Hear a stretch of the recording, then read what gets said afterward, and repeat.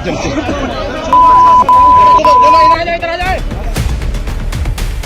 दुकान बंद करके जा रहे थे। साजिश रचकर कराया गया बवाल, पोस्टर चस्पा किए, पर्चे बांटे गए, वीडियो मैसेज जारी किया गया, बाजार बंदी की आड़ में जुटाए हजारों लोग, जमकर चलाए पत्थर, बेखौफ होकर फेंके पेट्रोल बम, खुलेआम की फायरिंग।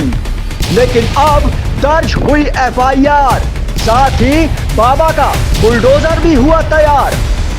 कानपुर में माहौल बिगाड़ने वालों की संपत्ति होगी जब्त, उपद्रवियों के घरों पर चलेगा बुलडोजर। कानपुर में बाजार बंदी की आड़ में हजारों लोग जुटाए गए, साजिश रचकर बवाल कराया गया, जबरन दुकानें बंद कराई गई, बेखौफ होकर पत्थर और बम चलाए गए, फायरिंग की गई। लेकिन अब सीएम योगी के सख्त निर्देशों के तूफान का रुख इन उपद्रवियों की तरफ हो गया है। सीएम योगी के निर्देश के बाद पुलिस ने 40 लोगों पर नामजद एफआईआर दर्ज की है, 18 लोगों को हिरासत में भी लिया है। बवाल के बाद जब कानपुर के इन गुनाहगारों को गलियों में घुस कर पुलिस फोर्स ने दबोचा तो ये हाथ जोड़कर रहम के लिए गिड़गिड़ाते नजर आए, लेकिन इन पर रहम नहीं किया जाएगा। मुख्यमंत्री योगी आदित्यनाथ ने साफ तौर पर कहा है कि इन उपद्रवियों पर बेरहम कार्रवाई की जाएगी, इनकी संपत्ति जब्त की जाएगी, मकानों पर बुलडोजर भी चलेगा। वहीं कानपुर हिंसा के मास्टरमाइंड के रूप में हयात जफर हाशमी का नाम सामने आया है। पुलिस की जांच में बड़ी साजिश की बात सामने आई है, क्योंकि बगैर साजिश इतना बड़ा बवाल कराना संभव नहीं है। भाजपा प्रवक्ता नुपुर शर्मा के बयान के बाद से ही साजिश रचनी शुरू हो गई थी। इलाकों में बाकायदा पोस्टर चस्पा करने के साथ साथ पर्चे बांटे गए थे, जिसमें 3 तारीख को बाजार बंदी का आह्वान किया गया था। आह्वान करने वाले एक संगठन के शख्स का दावा है कि उसने बंदी निरस्त कर दी थी। पुलिस उस पर शिकंजा कसने की तैयारी कर रही है।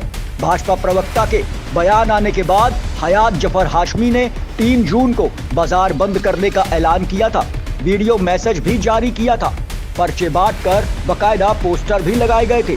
मगर बाद में उसने वीडियो मैसेज जारी कर 5 जून को जेल भरो आंदोलन करने का दावा किया था, लेकिन बगैर किसी संस्था और शख्स का नाम लिखे तमाम पोस्टर बेकनगंज, चमनगंज, अनवरगंज समेत कई इलाकों में चस्पा किए गए थे, जिसमें 3 तारीख को बंदी का आह्वान किया गया था। इसी के तहत लोग जुटाए गए और फिर बवाल कराया गया। शुरुआती जांच के बाद हयात जफर हाशमी अब पुलिस की रडार पर आ गया है। फिलहाल अभी हयात का नाम सामने आया है, मगर पुलिस अफसरों का कहना है कि इसके पीछे कहीं न कहीं कई और लोग भी शामिल हैं, जो भीड़ जुटाने से लेकर बवाल कराने में शामिल रहे हैं। पुलिस ऐसे लोगों के बारे में जानकारी जुटा रही है। खुफिया भी अपने स्तर से ऐसे लोगों को चिन्हित करने का प्रयास कर रही है। पुलिस के कई अन्य विंग ने भी गोपनीय तरीके से जांच शुरू कर दी है। हयात का नाम सीएए हिंसा में भी आया था, खासकर लोगों को भड़काने में। 1-2 मामलों में उस पर केस भी दर्ज किए गए, लेकिन कोई बड़ी कार्रवाई नहीं की गई। इस मामले में भी जिस तरह से वो कह रहा है कि उसने बाजार बंद का कार्यक्रम स्थगित कर दिया था, ये भी सवालों के घेरे में है, क्योंकि पहले बुलाना फिर अचानक कार्यक्रम रद्द करना, ऐसा लगता है कि ये भी एक साजिश है जिससे वो बच भी जाए और बवाल भी हो जाए।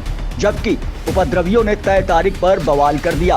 पैगंबर-ए-इस्लाम पर अभद्र टिप्पणी करने वाली भाजपा नेता नुपुर शर्मा के खिलाफ कार्रवाई न करने के विरोध में मौलाना मोहम्मद अली जौहर फैंस एसोसिएशन ने 3 जून को मुस्लिमों को कारोबार बंद करने का आह्वान किया था, लेकिन शुक्रवार को ही राष्ट्रपति और प्रधानमंत्री का कार्यक्रम होने की वजह से प्रशासन से इस बंदी को निरस्त करने को कहा। समुदाय विशेष के संगठनों की गतिविधियों और इंटरनेट मीडिया पर चल रहे टिप्पणियों पर स्थानीय खुफिया नजर बनाई थी। इसे लेकर 3 दिन पहले स्थानीय खुफिया एलआईयू ने जुमे की नमाज के बाद बवाल की आशंका जताते हुए अपनी रिपोर्ट भी दी थी। शहर में राष्ट्रपति, प्रधानमंत्री, मुख्यमंत्री समेत अन्य वीवीआईपीज होने के चलते पुलिस अफसरों का पूरा फोकस वहां की व्यवस्थाओं पर था, जिसके चलते इस ओर किसी ने ध्यान ही नहीं दिया, जिसका नतीजा था कि जुमे की नमाज के बाद बवाल हो गया। 4 घंटे तक रह रहकर गलियों और सड़क पर बवाल चला।